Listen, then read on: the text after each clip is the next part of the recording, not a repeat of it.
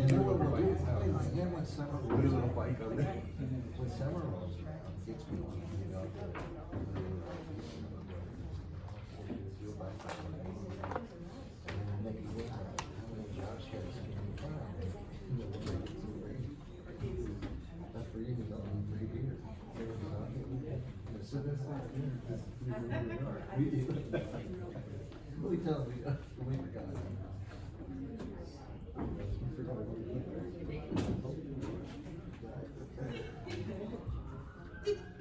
And then, you know, they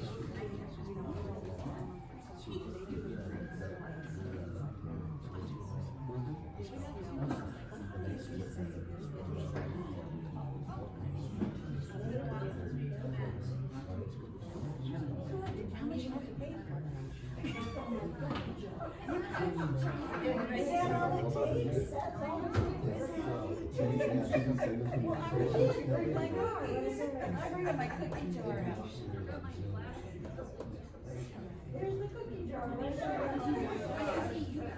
You should say something about that. No, don't do that. Why? Don't you want a cookie? Yeah, but do that. Yeah, don't take a picture. You can show them where we work real well for cookies. That's a new food. No, we have another company.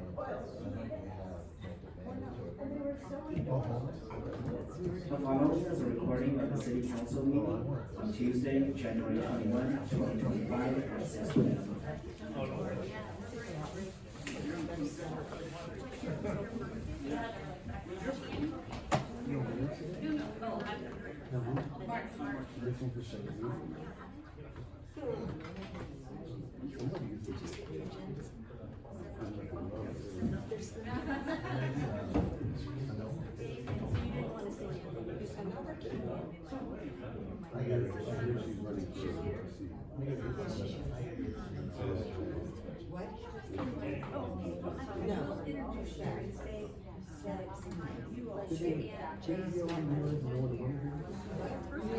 You were the ones on the floor.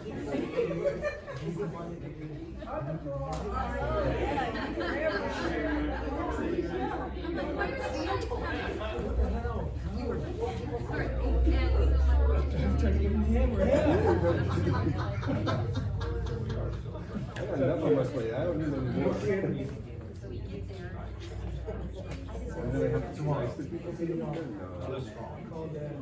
Oh, you did finally talk to him? Yeah,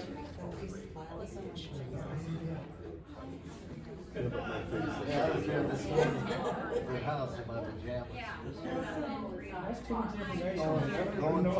Going through all that. She said you're getting an award tomorrow? No, I hope so. I didn't hear that yet. Never mind. Didn't hear from me. There's you. I'm gonna take out the all right, 6 o'clock is done.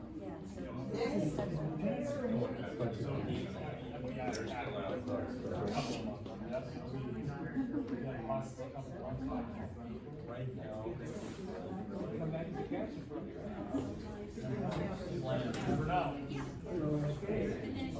He gave his name.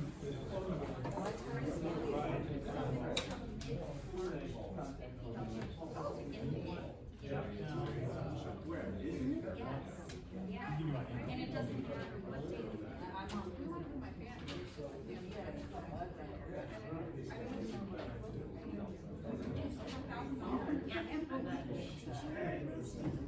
Crazy. That was, I can only go once every 5 years.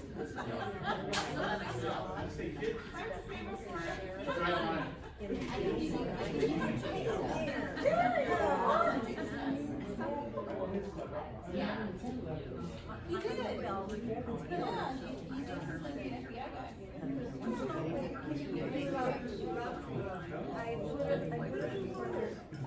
you say that? Stop saying that. Stop. I don't want that. Stop. Yeah, right?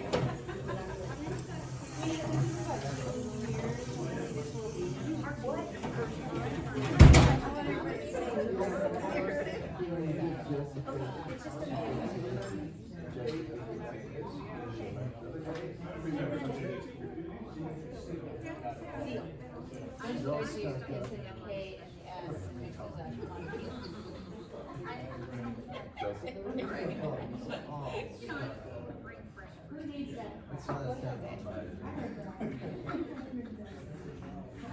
I don't eat from there. We eat healthy, right?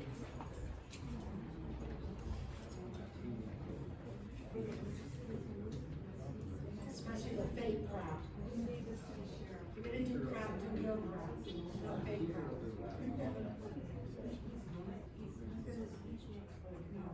Half a dozen people.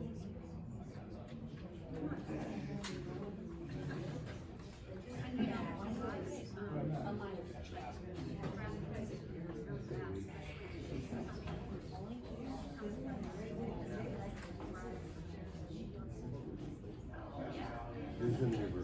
You know?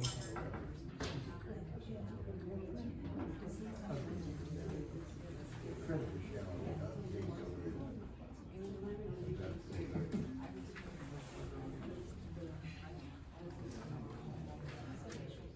Politics aside. You can do that. See what? I agree with you.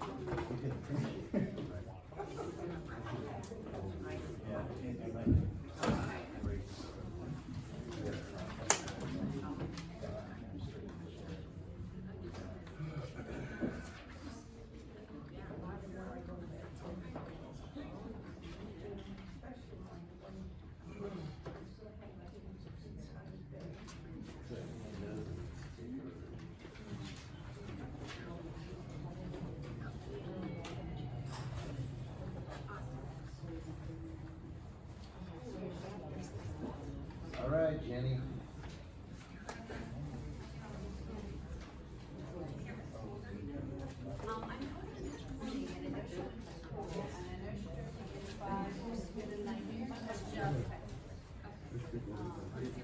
I did last time with my grandma's kid.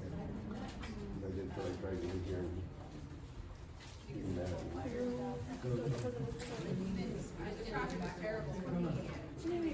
Good, good. She wants to. Unfortunately, hey, she wanted to be, she wanted to be. So I'd be trying to be on this meeting or next meeting. Agenda.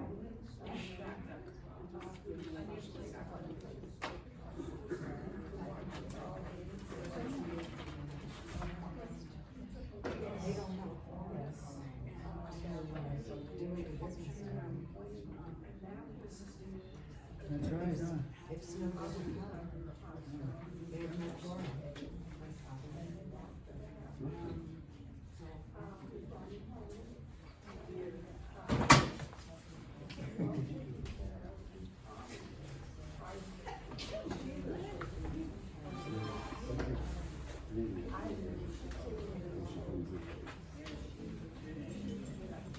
We're almost giving up on you.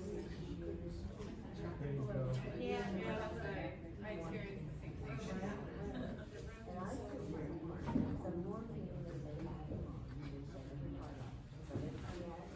experienced the same thing.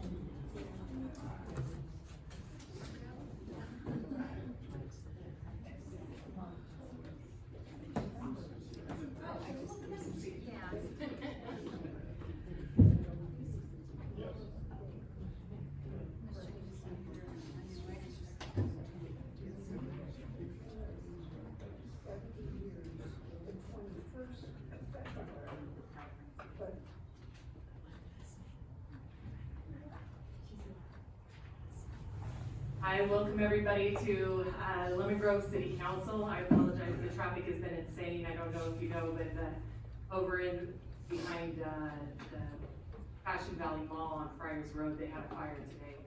And so it's wreaked havoc on the traffic coming back down. So it took me over an hour to get here. Thank you for your patience as we get started. I'd like to remind everybody to silence your cell phones, and we'll turn it over to the city clerk to do roll call for attendance. Councilmember Fayai, Here. Councilmember Heredia, Here. Mayor Pro Tem Mendoza, Here. Mayor Snow. Here. Mayor Snow, we have a quorum of the city council. Thank you so much. Councilmember Heredia, would you lead us in the Pledge of Allegiance?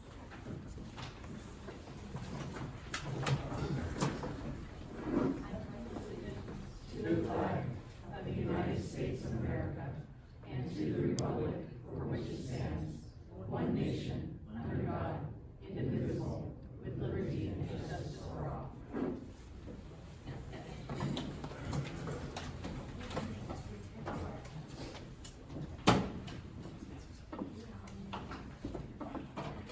That's still one of my favorite parts of this day, is doing the Pledge of Allegiance, especially the part where we say indivisible.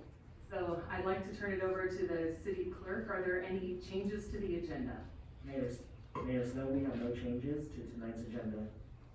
Thank you. And we also don't have any presentations today. So we'll move into the general public comment portion of the meeting. This is the opportunity to share your thoughts, feelings, what you would like to see for Lemon Grove for it to improve. So this is your opportunity to speak. We'll give each person 3 minutes. We're not allowed to respond. It's a very difficult interaction. Most of the people I see here today aren't really familiar with the process, but this is your opportunity for us to come speak and for us to listen. If I can, I'll instruct staff to respond to the requests, or we will table it and have somebody follow up with you after the meeting if you have further things that need follow-up. Thank you so much. So we will start with the first speaker. Do we have speaker slips today?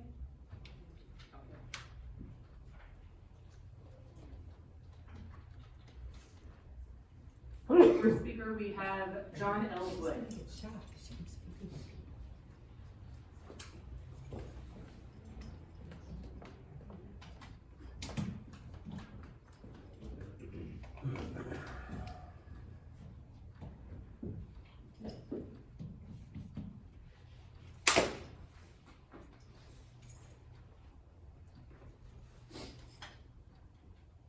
John Elwood. Just to let you know, they apparently quit clearing the creek because all the stuff is gone. Out on the empty lot.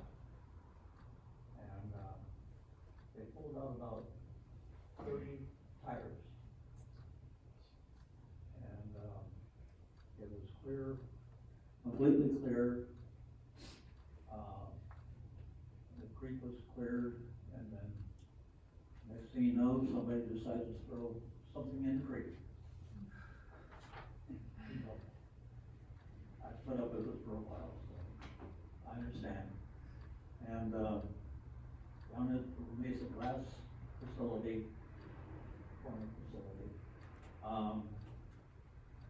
the city put up some reflectors, to keep people from throwing trash in the side parking lot. Didn't do any good. They still went in and did their thing and left.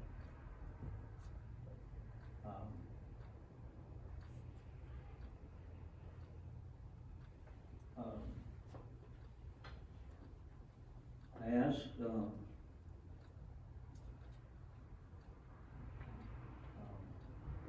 Teresa,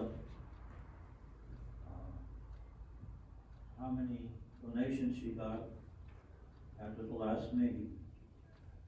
She said, only one. And that kind of surprised me because how many people were here. Yeah. And the word could have gotten out some way that she'd like to get some donations by more coats for the homeless. I know a lot of people don't like the homeless, but it happens. And they need to live too. I don't care what it says.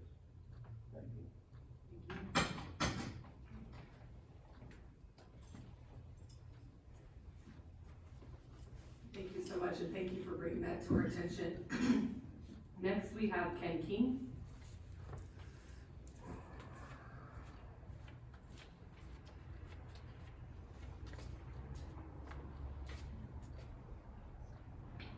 Good evening. I come before you again. I've been here for over 6 months asking for this item to be put on the agenda about the tiny home project on Troy Street. Due to actions of the 2 city council members at the time and previous mayor, who went behind the people of Lemon Grove's back and stated that we were in favor of a low barrier shelter here in Lemon Grove, which we are not. We have done 2 different petitions. The first one, 450 plus signatures. The second one, over 300 signatures. The gentleman at the gas station across the street for where this project is going to happen has over 600 signatures. The city council has shown that someone can call you up on Wednesday night and ask for something to be agendized the next day, and you guys are more than happy to bend over backwards for that and do that. That was shown 2 meetings ago, and it was discussed. This shows favoritism, that only certain people in Lemon Grove you guys care about. The rest of the residents you do not. I have written every single one of the city council members prior to you becoming mayor, and as you being mayor. You are the only one who has not responded back to my emails. Everyone else has. Jennifer responded back saying that the tiny home project would be on the agenda this meeting or next meeting. Those are her words. Her email, I'm holding you guys to it. May I remind you, over 6,000 people did not vote for some of you guys to be where you are.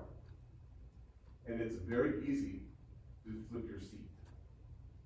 If this is not on the agenda, next city council meeting, I guarantee you, I will do everything in my power and make sure that there's a petition to get 2 of you removed off this diocese. And you know that I'm true with what I say. So go ahead and smile. I'm not the one who came in late. You did, to your second meeting.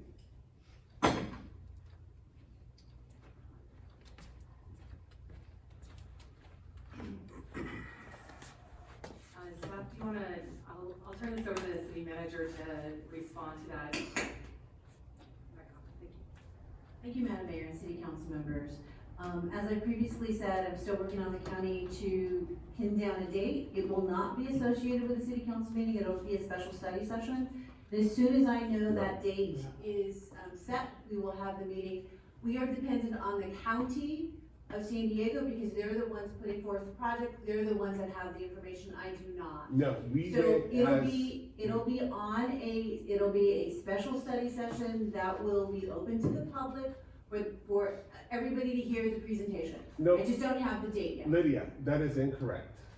They've had 2 meetings. So you have the opportunity for public comment.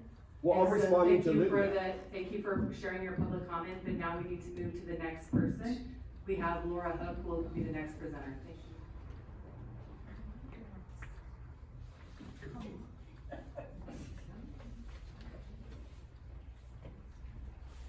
Good evening, everybody. I'm Laura Hook, I'm the president of the Lemon Grove Historical Society, and I have brought my legacy with me. We'll start with Helen Oldfield, Katie Strzelecki, and Donna Clabby. These people are the legacy of Lemon Grove. I basically just wanted to come down and I just wanted to, first of all, come to see the new and improved city council.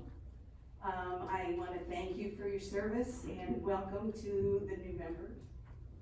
And we are here together just to celebrate our partnership with the city. I want to thank you because you have now finished our beautiful little homes that these ladies right here were on their hands and knees putting them together. And that's what I wanted to share, such wonderful places. And you put the roofs on both of them now, or are almost finished.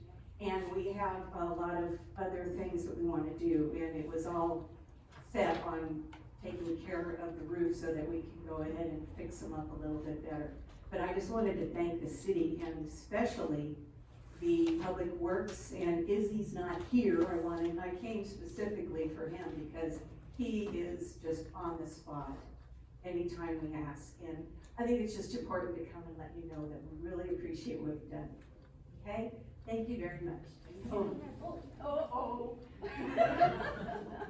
I just wanna say, we have Katie here tonight, and she's the one that is responsible for the mural on the bakery.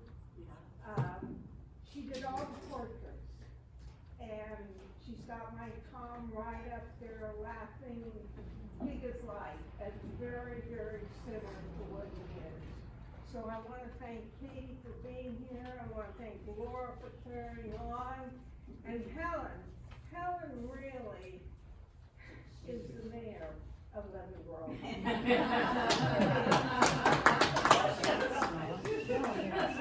And I also over on the table, I will leave, some flyers about some of our free lectures.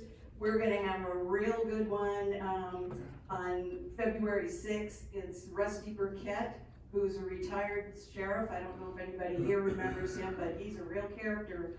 He's gonna be here, talking about the 70s and 80s, being the sheriff in, crazy Lemon Grove. And I'll also have a listing of some of our other free lectures. If you miss them, and I'm sad for you, because we're gonna have some really good ones this year. Thank you again. Thank you so much. I can't tell you how much I appreciate each and every one of you ladies. Thank you so much for coming down. I was looking for my camera. Thank you. Next up, we have Teresa Rosiak Prophet.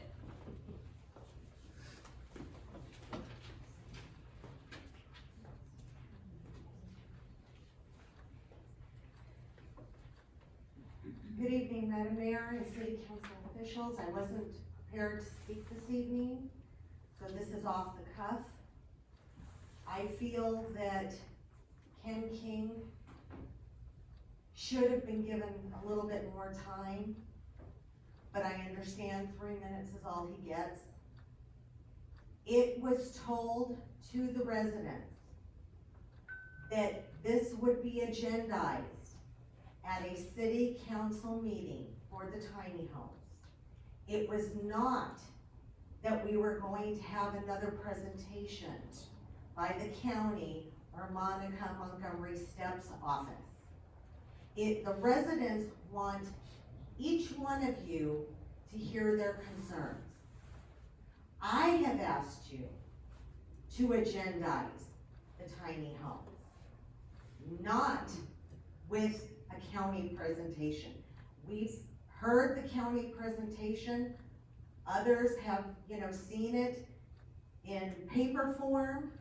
It's not sufficient. We need a city council tiny homes presentation where the residents can speak with you directly. It is their right for you to hear them. You may not want to hear them, but you have to give them a chance to be heard. So normally I don't demand, but I am demanding that this be put on the agenda as quickly as possible so that you hear what the residents have to say. And not all the residents, are for the tiny project. Some of us are for the tiny project, but you need to hear everyone. Thank you. Thank you, I appreciate that. One of the things I'll do is, I'll ask staff to take a look at the ability for us to add an extra meeting. My concern is that we do want to have sufficient time to hear everybody's voice. And so if we can have this, have a discussion at a regular meeting, but that the meeting be this is the only thing on the agenda, so it would have to be other than the first and third.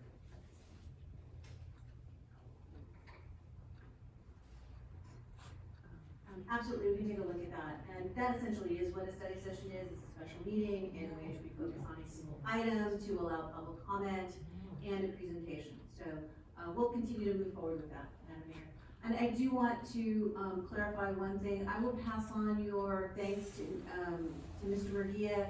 Unfortunately, he had some emergency medical work done this past week, and he won't be back into the office until probably the first week in February, but I'll pass it along. And he's doing fine, he's okay, he's doing much better. And just to clarify, the buildings that sit on Treganza Park that really the Historical Society uses, are really city facilities. The city owns those buildings, which is why we're responsible for the roofs. The Historical Society leases them for us, I think for $1 a year forever. So that's why we had to repair the roofs, because those roofs need repair. And that was done along with the rest of the roofing projects that the city council approved sometime in 2024. And Mayor Snow, really quickly, written communication was received under general public comment. Copies of those letters have been distributed to all those seated at the dais, and copies have been placed on the public review. Thank you so much. There are no more speaker slips, and so the general public comment portion of the agenda is now closed. Do I have a motion to approve the consent calendar? We'll move to the consent calendar. Do you have a second? I'll second. Sir, do you want to call the roll? The motion was made by Mayor Pro Tem Mendoza with a second by Councilmember Heredia. I'll now conduct the roll to go on the record. Councilmember Flyeye. Aye. Councilmember Heredia. Aye. Mayor Pro Tem Mendoza. Mayor Snow. Aye. Mayor Snow. The motion passes on a vote of 4-0. Thank you so much. We have no public hearings today, and so next we're going to move to reports to council. I think you'll notice that today's meeting is very light. We had anticipated having at least 2 other additional items, but as the city manager explained, Izzy Murguia had a really significant health issue, and he was the one in charge of the 2 staff reports, so we will see those coming shortly here. So now we will just move to the 1 agenda item, but just please keep in your prayers and thoughts. And then I also just wanted to take the special moment to just advise people to be prepared for wildfires. This one came pretty close to where I was working today. Just please put a go bag in your car. Please pay attention to evacuation notices. It's only been a year since we had floods come through our town. We know what emergencies look like, and we know we need to bond together and be cognizant of one another in these hard times. We send also love and prayers up to the folks in LA, Pasadena, Altadena, that were really impacted by these fires. Our community knows how hard it is to rebuild after something so devastating.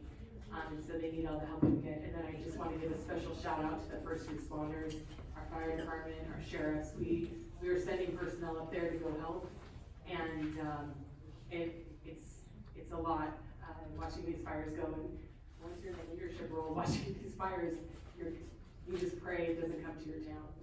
And so I really appreciate everybody taking precautions to make sure that you and your families and your neighbors are safe. So we'll now move on to item number 2, which is to establish the Measure T Oversight Committee and the call for applications. I'd like to introduce Stacy Tang, our Finance Director, and Portland Bates, the Senior Management Analyst, to present the staff report.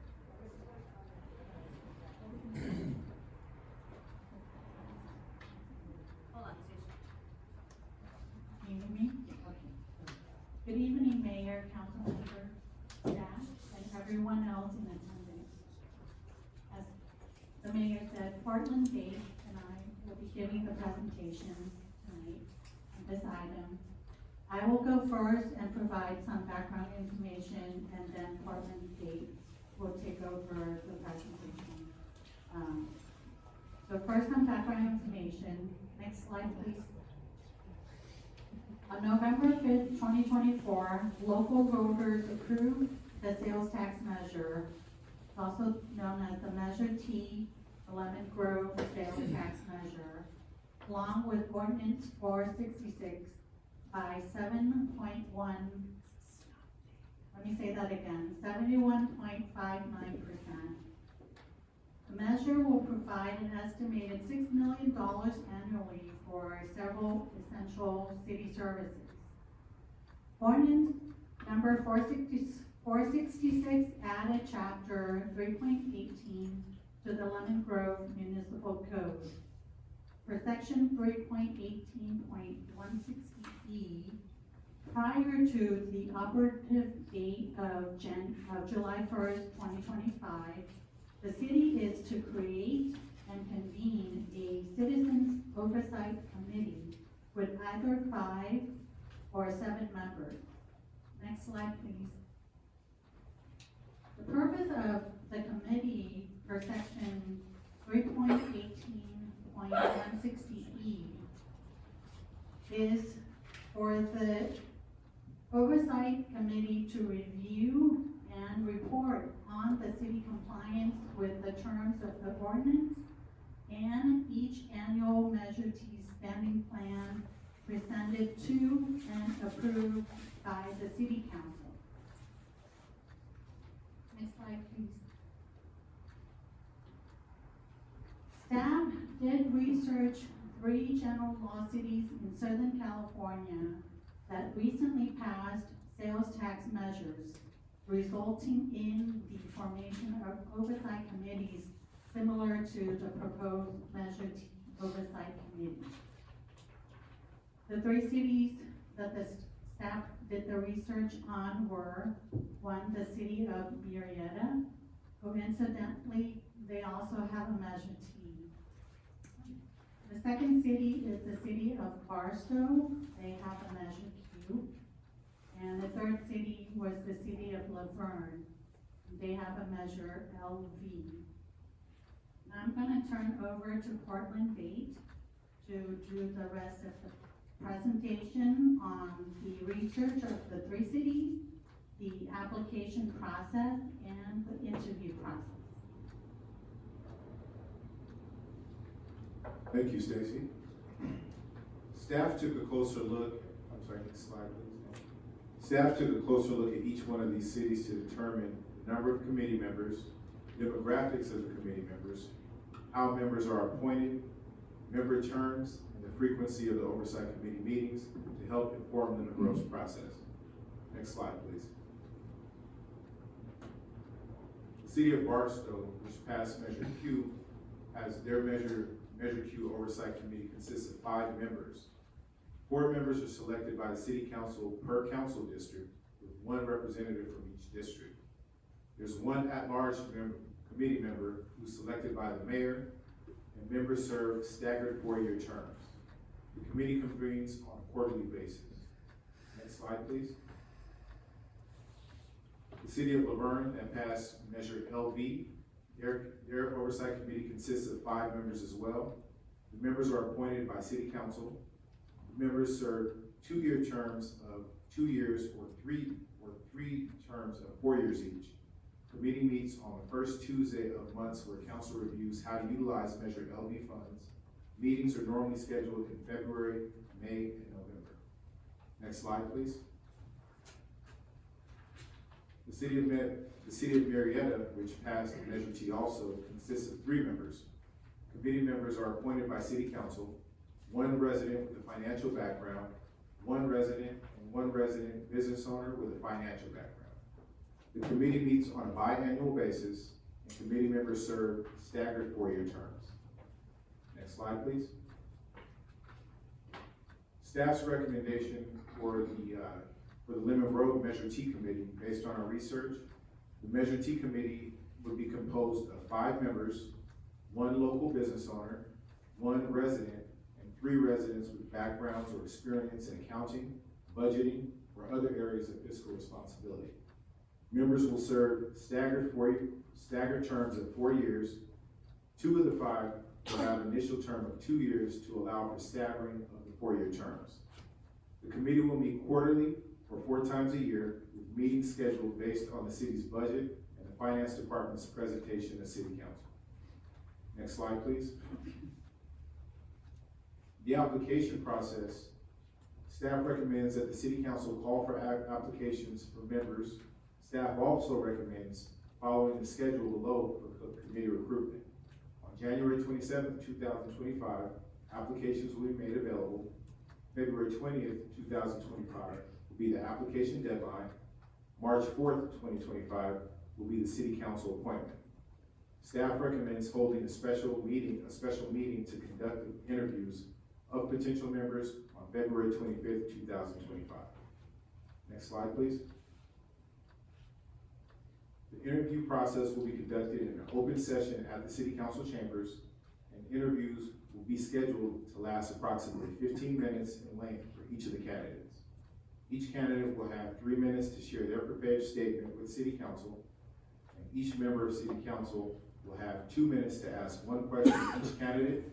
A list of proposed interview questions will be prepared for city council consideration. The questions will be provided at the special city council meeting. Next slide, please. City council will deliberate on the selection of the 5 members of the Measure T Oversight Committee, and city council will then appoint the 5 members of the Measure T Oversight Committee. Next slide, please. Staff recommends that the city council discuss and provide direction on the formation of the Measure T Oversight Committee, give direction to staff regarding the appointment process, and adopt a resolution establishing the recruitment process for the 5 members of the Measure T Committee. Next slide, please. And now we're open for any questions that council may have. Thank you.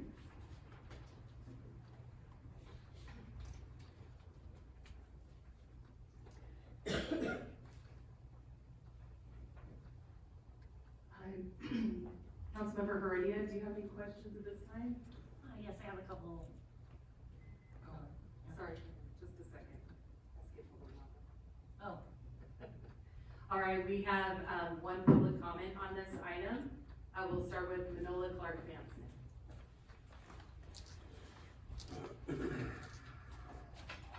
Hello, I have questions about the, application form. So, it asks, one of the first questions asked is what high school you attended. I'm not sure the value of where you attended high school has to do with your application and whether you would be a good fit for this. We're asking for 1 business owner, but nowhere on there does it ask for what business you run, because I'm going to assume that there are some businesses that you don't want on here. It's a reasonable assumption, but it may not be, but at least that should be considered. There's no question about residency. So there's a question that says, give me your address, but it doesn't say how long you've been here. I would assume that there would be some difference between the person who's been here for 2 years, 1 year, 3 months, to someone who's been here their entire life.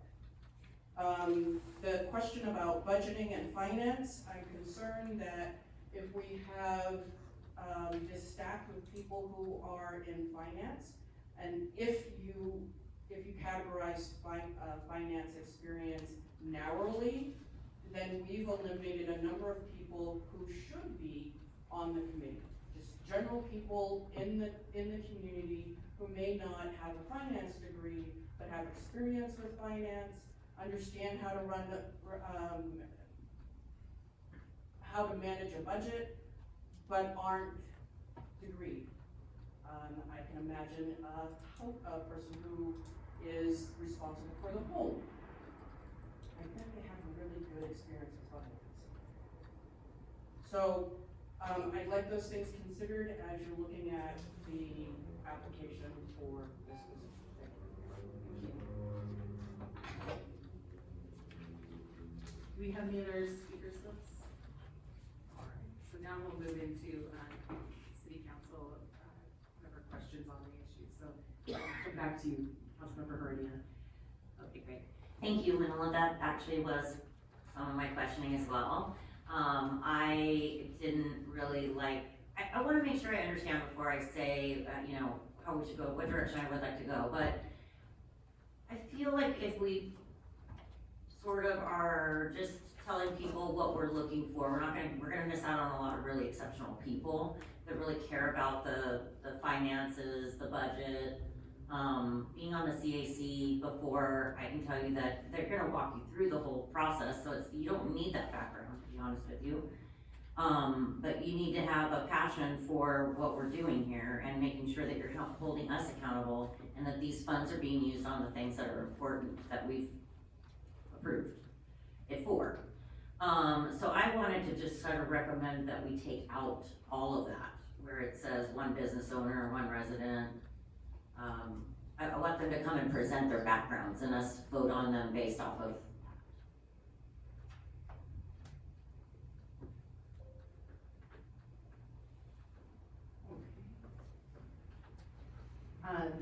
Councilmember Fayed? Thank you. Thank you, Noah, for those comments. But I share those same sentiments. I think the hardest budget to kind of navigate is your own budget. And so I think that's important that we, you know, that we consider, you know, folks who may not have a financial background to be part of this committee. Question for Stacy and for Portland. How did we come up with this application? Is this something hybrid from the 3 cities that we're linked into? Or is this just something kind of like generic? Is this just something that we put together? I would like to see like what the application looked like for Barstow and for the city of Laverne and for Marietta. If this is a hybrid of the applications, then I guess that answers my question. But how did we come up with this application? So this isn't a hybrid, are you able to hear me? Hello? So we based this application on a previous Citizen Oversight Committee application from the city of Livermore. So it's not a hybrid of the other cities, it's a previous application that our city has used. Okay. And then, May I jump in, so Councilmember Fayed, we use the model of the CAC so that we have a Citizens Advisory Committee that is permanent and then ad hoc members. And Councilmember Meridia referred to it in her previous comments.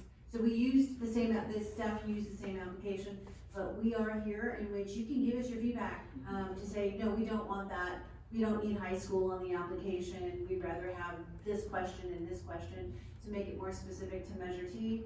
Staff didn't feel that they wanted to take that leap because they really wanted council to give an input, since you're going to be those sitting in judgment and interviewing. We want to know what you want, and so we just use something basic, and then we can add to it. okay, perfect, thank you. And then one last question.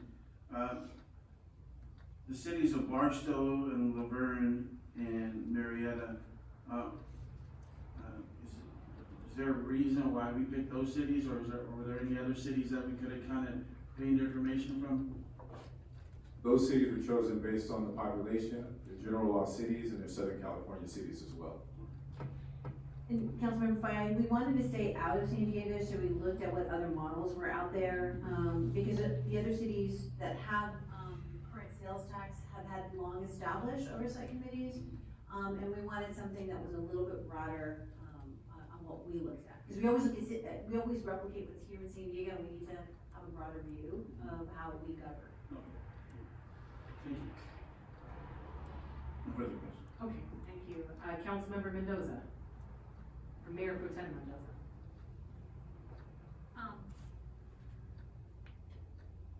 So one thing I want to repeat what a lot of what's been said. I agree with a lot of what's been said. I do think it's important to have at least one business owner on the committee, because and then the other members should be residents. And we can, and like Jessica suggested, we can quiz them about their, experience with, budget and finance. You know, a lot of times, you don't even, you gain experience in budget and finance when you're on a board of a nonprofit. You have to learn about how to do a budget, how to submit a budget, or a school, maybe a former school board member would make a good, member of this committee because they have experience with, school board budgets. So it doesn't necessarily mean it has to be somebody that has a financial, degree, but just someone who's familiar with the budgeting, process. Yeah, so we don't have, I agree, maybe we don't have to require that, but those folks, because we don't wanna discourage people from applying because they don't have a finance degree. And then, you know, we're telling, I think we should also include, make sure they understand that attending 4 meetings is really not all I think they should do. I think a good member of this committee would also attend the budget and audit meetings of the city council. I think that would, and I don't know that we can require it, but we can definitely tell them we expect them to be at those meetings. And our goal setting meeting, or workshop, goal setting workshop that we have, because that's a public meeting where the public comes in and shares their goals. Then, which brings up the question, I didn't see, these meetings, these Measure T meetings, will they be publicly noticed meetings? Yes, they will be. Okay. And I think that's all I have for now. And I also share some of the same, thoughts as my fellow council members here. What I would propose is something along the lines of a rubric, so they're not hard, fast rules. It would be beneficial if you had financial, but it's not gonna knock you out of the running and help prioritize. I'd also like to see diversity in the region. Some of these were already broken up into districts. And so I would like to see people from somebody who lives on Skyline and somebody who lives over on Central and Federal, and make sure that we have a wide representation so that not all the funds are going to people's streets who live near Broadway. And so having some diversity in the participants as well. But I think if we establish a rubric instead of hard, fast lines, then we will be able to attract people who may not fit neatly into one slot, and still get it. I think we also need to think about, in addition to having, I agree, we need somebody from business. It'd be nice to have a resident who's also a business owner, here in the community. But if we have somebody who owns a significant business, who brings in significant sales tax revenue, and knows what it takes to bring that into our city, that would be helpful. And then also, having someone from, the labor, because a lot of what we're doing also represents, how we pay our staff and how we pay our first responders. And so having a labor representative there would be great too. So some of these people, hopefully we could find a labor resident and a business resident, and people with different kinds, somebody with kids, somebody without kids, and somebody who has different abilities, and just try and bring in as many diverse voices as we can into this, and then I think we'll have a strong committee that way. Yes, city manager. Mayor, just a really quick question, on the business owner thing also, are you wanting a business owner that is not necessarily a resident, that could be the business owner seat, and then we can have business owners that are residents that can take the other seats? I think you should have to be a resident to be on it, period. In my opinion. So let's, I think it'd be beneficial if we were able to discuss that item. So Councilmember Herdia, do you want to speak to that? Yeah, I think if you're not, I'm sorry, I think that you should have to be a resident of Lemon Grove in order to, be on a committee. It's ultimately our community's money, and why would we want an outsider coming in and telling us what we're supposed to be doing with it? I mean, we wanna create transparency, we wanna create unity in this community, we wanna, I don't see a need to look outside of the city. I mean, unless we don't get any great candidates, but I think the whole thing should be community. You should have to live here, and if you're a business owner that's on it, then you still have to. That's just my opinion. Does anybody else have thoughts on just that issue? Councilmember Fayad? I think, a lot of business owners, right, a lot of business owners, it's kind of like their second home. I mean, I think about, I think about like, someone like, El Pollo Grill, they're trying to run a business, and I feel like, I don't know if she lives in Lemon Grove or not, but it feels like that's her second home, and that would be considered like someone who, I mean, I would consider her someone who lives in Lemon Grove, just because her business has been around for so long, and it's been such a staple part of our community. And I think, I agree with the sentiment Manola shared earlier, is that, I mean, probably should be mindful of the business owners, that we do kind of like, who would apply to be part of the committee. So, but I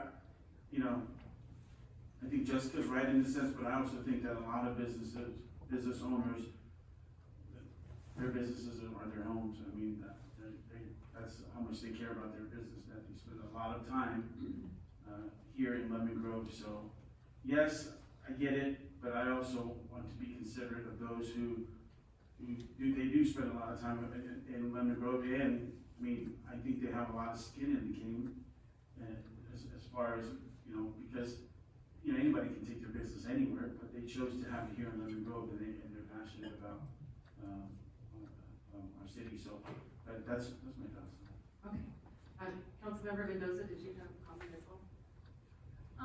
Yeah, I agree. There's business owners who don't live in Lemon Grove, and they do feel a bit disenfranchised or left out of the conversation because they're not residents. They can never be a city council member or a planning commission member or on the CAC, so they don't have a lot of input.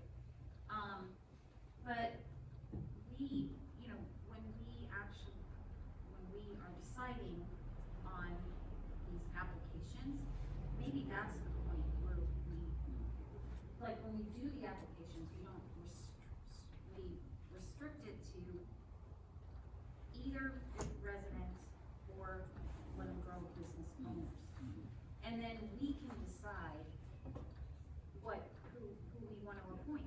If it's somebody who's only had a business here for 6 months, and they don't live here, they pick a resident who's lived here for a longer period of time.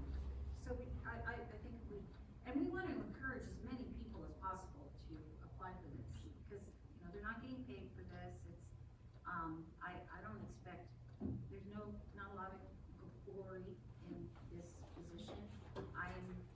I hope we get, enough applications that we can actually, pick the best people and not just appoint knowing people to apply. So that would be my recommendation, is that we just kind of open it up for both groups, but then we decide how many business owners we want, how many residents. City Manager? Thank you. When staff put this together, when we were talking, and when you guys the city council hit on the point that we do have business owners that do spend a lot of time. They are the lifeblood, but yet they don't have a say, and we wanted to make sure that they were included in the process, because they're interested as well on infrastructure spending, storm drains, and the beautification of the city, and we'd like to make sure that they have a voice as well. So we can amend the application that says open to business owners and residents, and then have a indicator on how long they've been a resident and how long they've been a business owner. And in the application sheet, we can say you don't necessarily have to be a resident of Lemon Grove, you will qualify as a business owner as well, knowing that the city council will then make the choice at the time of the interviews, who to put on the board. Thank you. And then Mayor Snow, you talked about a labor representative. Are you talking about someone who is a member of the current unions that the city has, because that would be a conflict of interest? Or is it for someone that, say, is a member of a classified union that is a resident that lives in town? The latter, yeah. Okay. And we'll be very clear on the application when we ask for other affiliates to please list any of your labor affiliation, your professional affiliations, or your work affiliations, so we can get very clear on that. One other issue that I had is, how are we gonna get this message out, and how are we gonna recruit people for this? Because this is, I think, a critical component. I think people demonstrated that they have trust in us, but a lot of that trust was built on the fact that we were going to have the Citizens Advisory Committee. And so what are we going to do, and this probably is a better question for staff, but what are we doing to get this message out that this application process is open, and how are we getting that specifically to the business folks and people who live in different areas of the city, and people who may not have signed up for our email account? We will use all of our social media accounts. We will, we are weekly at the farmer's market. We will have applications at the farmer's market as well. I will work with David Shorey, who I know is doing Revitalize Broadway, and make sure that he has some applications, because I do know that there's business owners on there. But I would also look to the 4 of you as city council members to help staff get this word out. And in your day-to-day offerings, to see if you've got someone that's a resident that is interested, or come across a business owner that is interested, that you can also make sure that you help us recruit the best members, because as a team, that's how we get a group of great residents that then represent and be your advisory body by working together. Because staff can't do it alone. We do need your help to get the word out there. And if there's any other creative ways that you think we can do, that would be perfect as well. Anyone else have any questions or comments? Okay. Does staff feel like they have sufficient instruction on this? So I'd like to double check with the city council. You're okay with a 5-member body? You're okay with the staggered, the two of the members have a 2-year term, and the other 3 members will have a 4-year term? The city council can determine that at the time of your appointments, which members you want to have as 2 members and which members you want to have as 4 members. I think we did that with the planning commission when we reconstituted the planning commission. As we did with the city council application, if you have a burning question that you would like to have, please send that our way. I will send a follow-up email to the city council. And then staff will be giving the council a list of questions that we will pre-prepare as a way to jog your memory. So we can then also, when we get applicants, we can share those questions with the applicants, so they can be prepared to answer the questions, just like you're treating the the potential city council applicants. And I'm just Your consensus, everybody's a thumbs up? I'm looking at my team over in the corner. Is there anything else that we missed that you would like to have clarification on? I have one issue, which is I've heard from multiple members that you wanted to remove the suggested requirements for the background of any member, although you would encourage business owners to apply. Yeah. Does that sound correct? Yeah, but like an asterisk or optional, or not even, not that the question is optional, but just like, it's not required. Yeah. Yeah. Yeah. But not required. Okay, thank you. And do we need to have a motion to approve this item? So you do need a motion, if the clerk can advance the slides for me, and approve the calendar for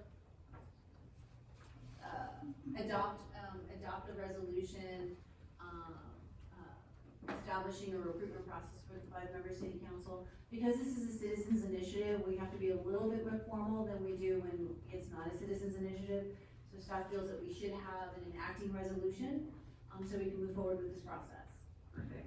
Okay, I'll move that we adopt a resolution establishing a recruitment process for 5 members of the Measure T Oversight Committee. Second? A second. The motion was made by Mayor Pro Tem Mendoza with a second by Councilmember Payette to approve staff's recommendation. I'll now pick up the roll to go on the record. Councilmember Heredia. Aye. Councilmember Payette. Aye. Mayor Pro Tem Mendoza. Aye. Mayor Snow. Aye. Mayor Snow. The motion passes on a vote of 4-0. Thank you. So the next section is, of the meeting is dedicated to oral reports from the city council about meetings attended at the expense of the city. The report is a brief summary of the meetings that we've attended, and today I'm gonna give us a little bit of extra time since this was a very light meeting, and we can share a little bit more about the content of the meetings that we attended. So I'll go ahead and start with Councilmember Payette.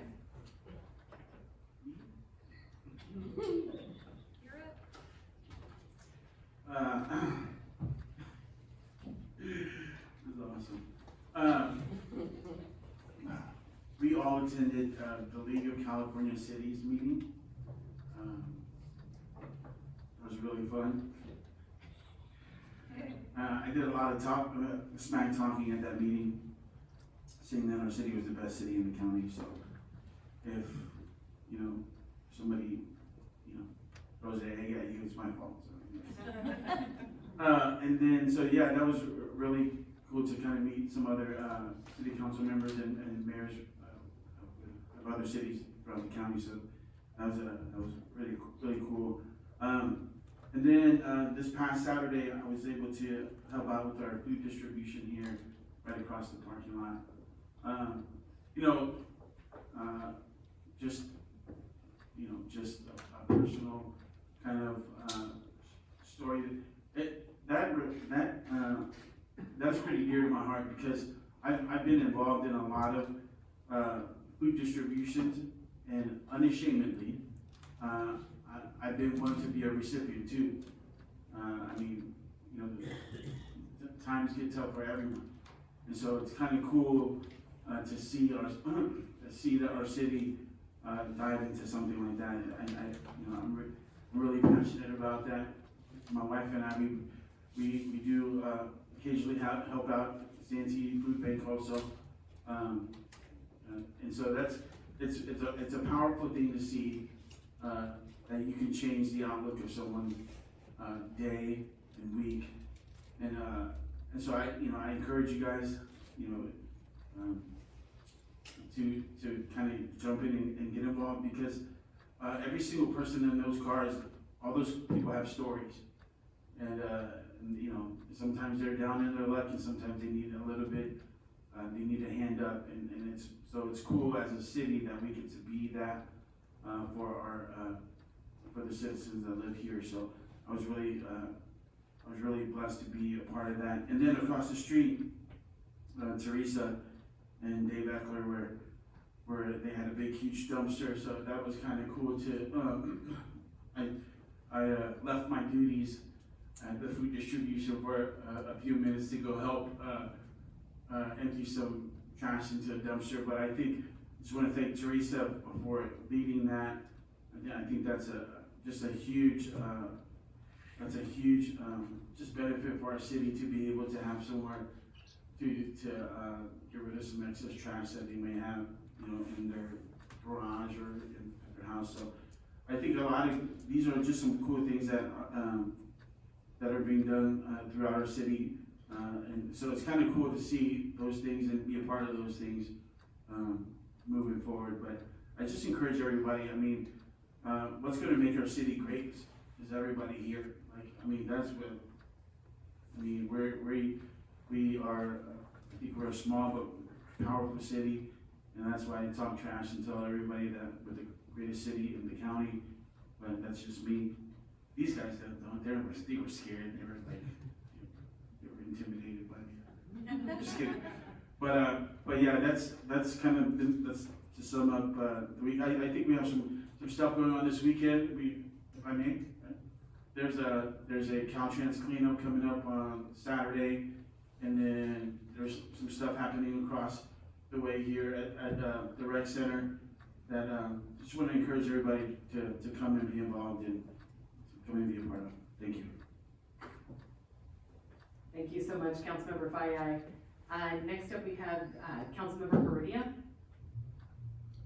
Okay, so I also attended the League of California Cities Luncheon. It was very, it was interesting. I didn't really know what to expect, but food was good and company was great, and we got to meet a lot of people that I knew some of their names, but had never been in their company before, so that was nice. I look forward to making relationships there. Then I also attended the JPA wastewater board meeting, and I would like to report back that it was a very short meeting due to it mostly being closed session, which I wasn't allowed to attend. But everyone there was very thankful that Lemon Grove did give Jerry Jones this last year to finish up his role there. I attended a very wonderful Edco recycling tour over here on Federal. I don't know if the public could ever get that, but man, that was so cool. I want to reassure everyone in this room, yes, everything you put in that blue can is getting recycled. Oh my gosh, it's real. And you don't even have to blame the cows anymore for the ethane gas, because they're making it, or whatever they're not making for their own fleet, they're getting from dairy cows, or from cows on dairy farms, I should say. So you don't even have to blame those guys anymore. So I thought that was really cool, and I look forward to going to their facility up in Escondido where they make the gas, actually. Then I also attended this morning the East County Chamber. They were creating a support letter to encourage the federal government to open up the Tecate border 24/7 to help residents and businesses do their business. And I received many emails asking for the tiny homes to be agendized, as well as having some more specific patrol by the sheriff for fireworks. So I will be doing my due diligence to follow up with people in that realm to get some information for the public for that. And that's all I have to report. Thank you, Councilmember Heredia. Next up, Mayor Pro Tem Mendoza. On January 9, I attended the Heartland Fire Training Authority meeting, where we approved a contractor for a new training structure, and it's coming in as a budget. That was good news, and I do encourage you to get out there and do a tour, and you can see where they're putting, why they need this new structure and how it's going in. The next meeting is on April 10th at the fire training facility. So you could probably schedule a tour before the meeting. And Google the company, you can see exactly what the structure looks like. It's a bunch of steel containers kind of put together, and then the firefighters will go in there and, you know, it's a structure on fire, yeah, simulated fire. And then on January 13, I also attended the League of California Cities lunch, and it was an opportunity for all of us to meet some of the new council members in the 18 cities around San Diego County. There are a lot of new council members, so you guys are in good company. And we got to introduce our new council members. We also heard from the Cal Cities president, Lynn Kennedy. She talked about the goals for the California Cities is like a legislative lobbying group that lobbies to keep basically keep local control and keep for cities, and to keep keep some of the money, or make sure the money keeps coming back to us. Our tax money goes to the state, and then the state has to be benevolent in giving it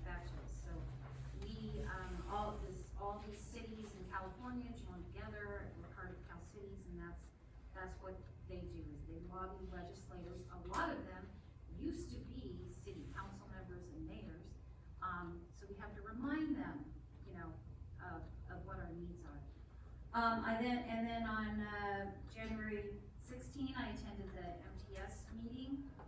We voted for, a chair, Stephen Whitburn from the city of San Diego, and vice chair Steve Gogol from the city of El Cajon, and the chair pro tem is Monica Montgomery Stepp, from the county. I am I'm the alternate for the Sandag, I'm the alternate representing MTS on the Sandag Regional Planning Committee.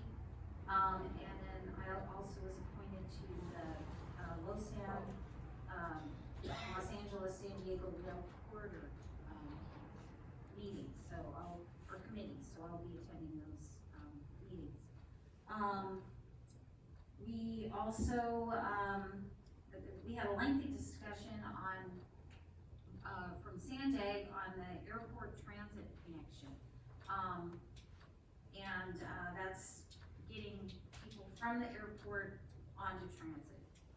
There's a bus right now, I don't know if anybody's ever taken that bus, but I think the bus is the way to go. That's just my personal opinion.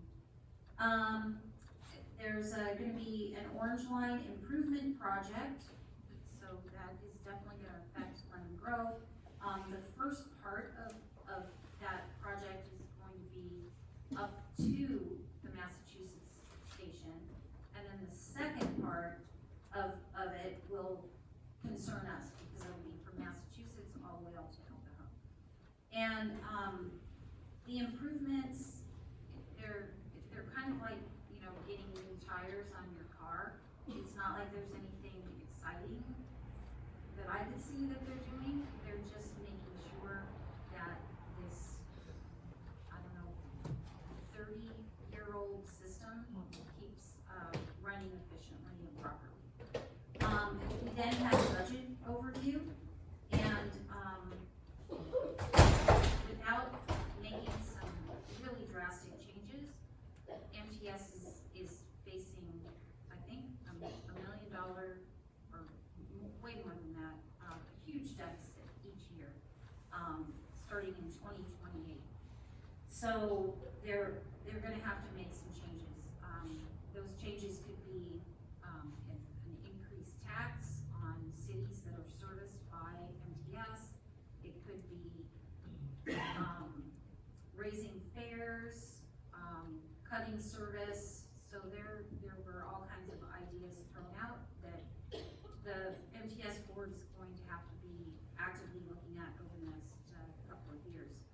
And then we also talked about UCSD offers students a universal pass, and that was renewed.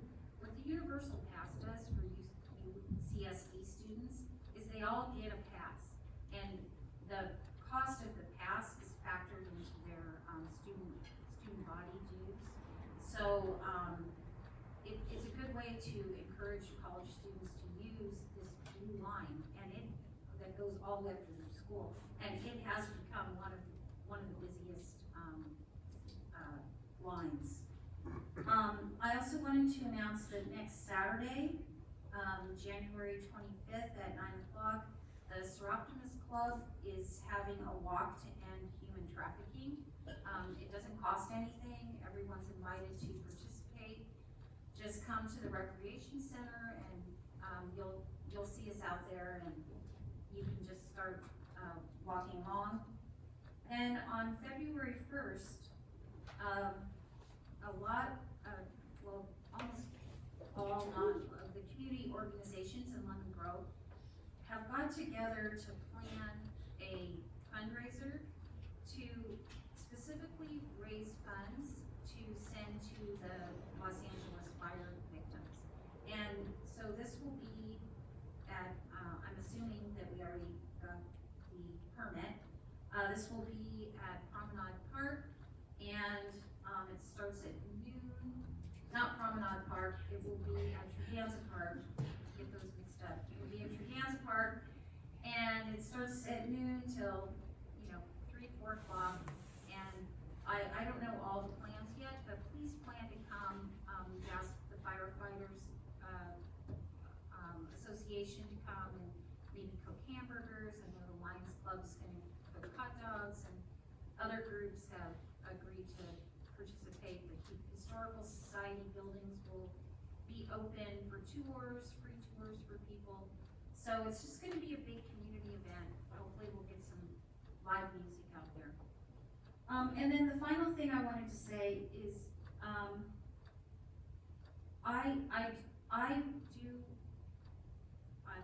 I think that we need to put on, whether it's a special meeting, it has to be a special meeting, but I wanna see us set a date for that, of February 25. We did tell the public, and by we, I don't mean you guys, because you weren't part of the we yet, but we did tell the public that we were going to, have that in late January, early February. And this February 25 would be late February, but I would like to request that we have a special meeting on that date, and that we talk about how we're going to organize that. If someone from the county doesn't come, and frankly, I don't blame them for not wanting to come after the last time they came to Lemon Grove. But we need to get a report from the county, because I think there's a lot of misinformation floating around, because the county hasn't given us information about what their plans are. And their plans might be very preliminary for now, but, I would like to see I'll talk to the county supervisors myself, if they're not talking to our city manager, and say, hey, just give us a rough idea of what you're planning for this site. And then, I also think we need to have people, RSVP for the meeting, so we know how many people are attending. I don't know if we can do that. And have an alternate, spot where, we're videoing the meeting, not Jessica. We have someone, like our communications person, video the meeting, so that people can watch the meeting, at a different location, or even from home, and submit their comments ahead of time if they need to. But let's put a date on, a definite date on this, and if the county can't make it that date, then we just wing it with the information. But it's been almost, it'll be a year in May, I think, that we first heard about the project. June? Yeah. So, that's my request. So I'll pick up where Jennifer left off. One of the reasons why I think it's important I like the 225 date is because then we'll have a full complement of the seat filled, and I think it's important for all 5 of us who are seated up here to be able to hear that. So I do like that 225 date if we can make that possibility. And then just for my report, on January 9th, I attended the Academy for Local Elected Officials. This is a new program. We're part of the inaugural class that's put on by this San Diego State University, and they brought in key professionals from all different important parts of this job that you need to know. And it was really exceptionally well done. And even serving on some of these boards, you have what's on the agenda, but you don't get the big vision of what the organization is. And so we were able to hear from each of these different large organizations.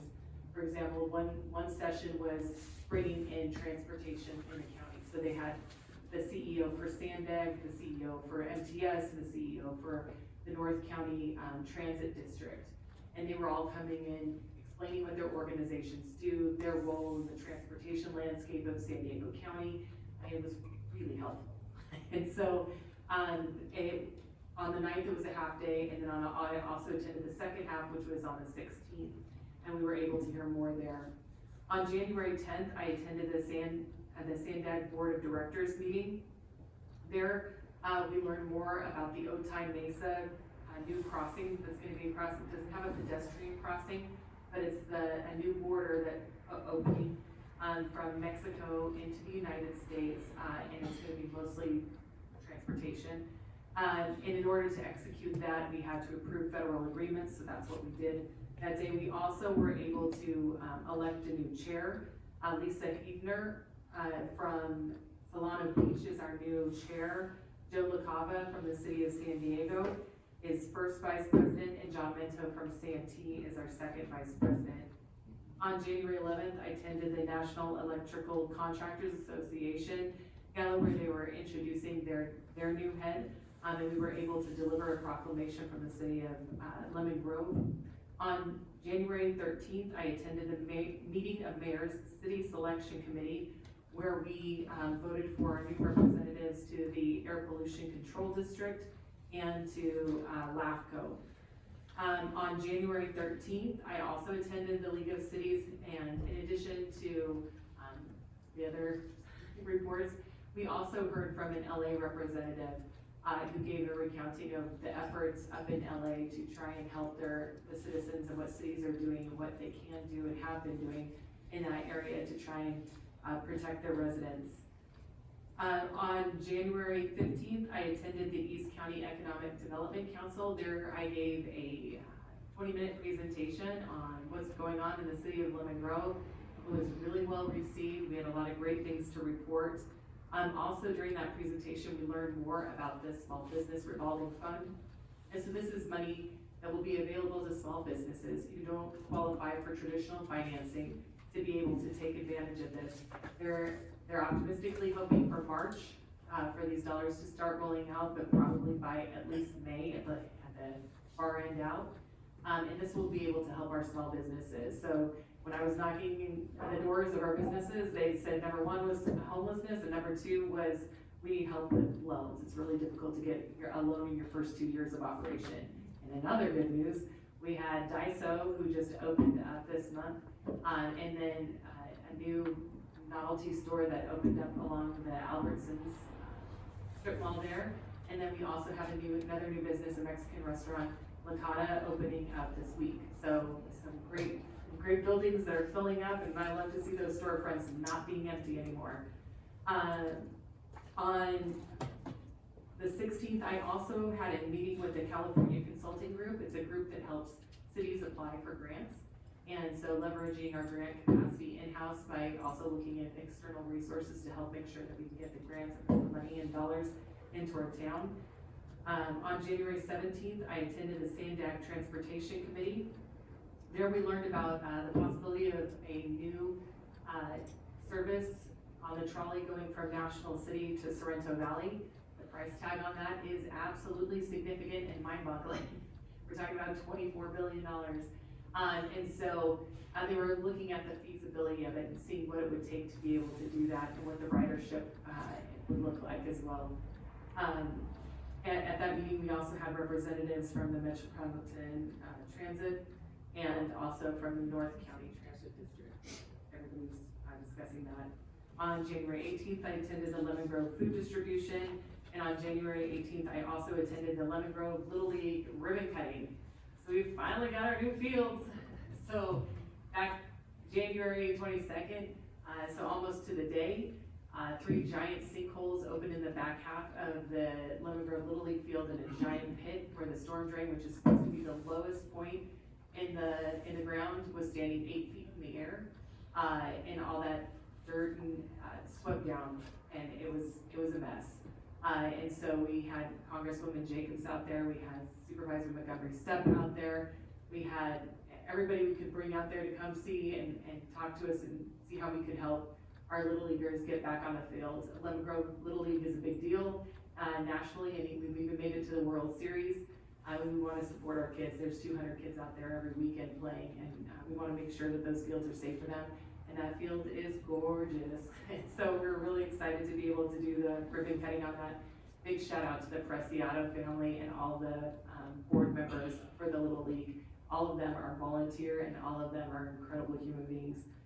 And on January 20th, I attended, MLK events and engaged in service. And I also met this last week with, a developer looking to build affordable housing for first-time communities. So I'm really excited about that, getting opportunities for more people to become first-time home buyers. And that is it for me. Do we have any reports from the city manager? Just two small items. First, I want to promote our new, event that we were hosting this year. Staff has been wanting to do what we call date night. And it'll be on Valentine's Day, which happens to be a Friday this year. And the concept is drop your kids off at the recreation center for a very low cost. They will have a fun party of pizza and movies and crafts, while you and your significant other can go out on date night without the kids, and then pick them up by 10 o'clock. We are also partnering with local businesses to have some specials, so if you sign up for date nights and drop off your kids, the local businesses will offer you certain specials. And we're working with our restaurants and some of the other local businesses in town. And then lastly, the long-awaited $5 million, $6 million road rehabilitation is finally going to start on February 10th. It'll be a 3-month project to do road work on 75 streets in Lemon Grove in the 4 jurisdictional areas. We will also be resurfacing Broadway in Massachusetts. And that will be exclusively night work, and we will make sure that everybody knows when those times are happening. We certainly cannot do road work when Broadway and Massachusetts are full force. That's about 40,000 calls. That intersection carries about 40,000 cars a day. So we have to close it off and do all of the work at night. So we're very excited. We have a dedicated webpage from our website, so check that page frequently. For updates on the listing, we will be adding the listing of the streets, and I believe the first group of streets that'll be up, I looked at the list today, starts with Camino de las Palmas, and those streets in those areas. So we're very excited that those streets are gonna get done. And that concludes my report. All right, thank you. Thank you to everyone, thank you for your reports, thank you for going to your meetings. It's a lot of work and we're grateful for it. We don't have any closed session items, so this will conclude today's city council meeting. The next regularly scheduled city council meeting will be on Tuesday, February 4th, 2025. I also just want to give a shout out, please turn in your applications. We need to fill up this seat with somebody awesome.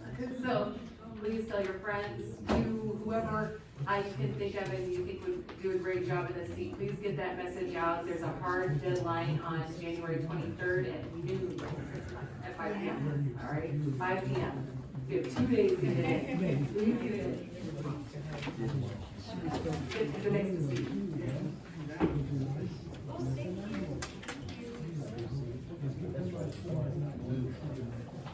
No, I just.